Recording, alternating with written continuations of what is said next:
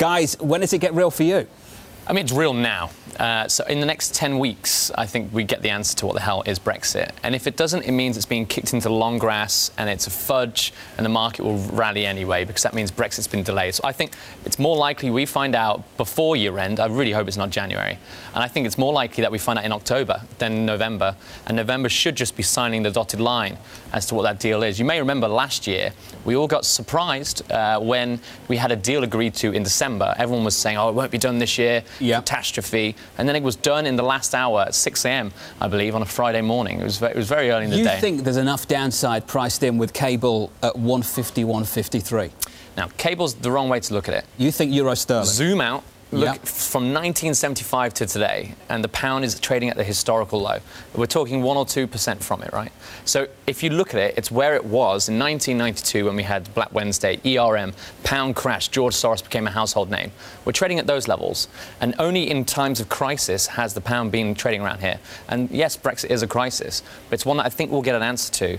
And even if the answer is Canada or even WTO, the main thing the market will care about is, do we get a transition? Do we get a soft landing to that hard place?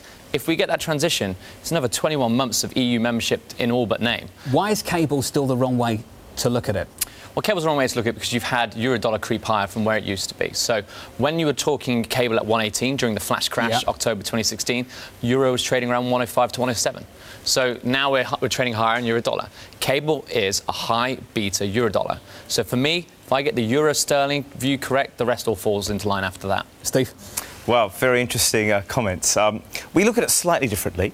The view of our UK economics team is there's around a 60% chance that ultimately we get a decent deal. So we get a ongoing trading possibility with the EU.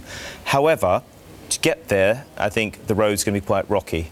A bit like we heard before about crunchy. Yep. Best way to play that in the short term, we think, is short sterling against euro. So we agree on that. We've got a target of 92.50 because we think the news is going to be bad. One final point I'd add on this is positioning. As you know, we have our positioning indicator at BNP Paribas.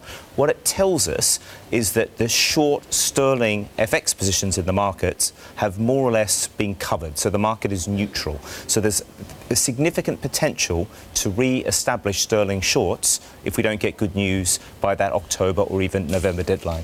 So for us, the short-term trade is buy euro versus the pound towards 92.50.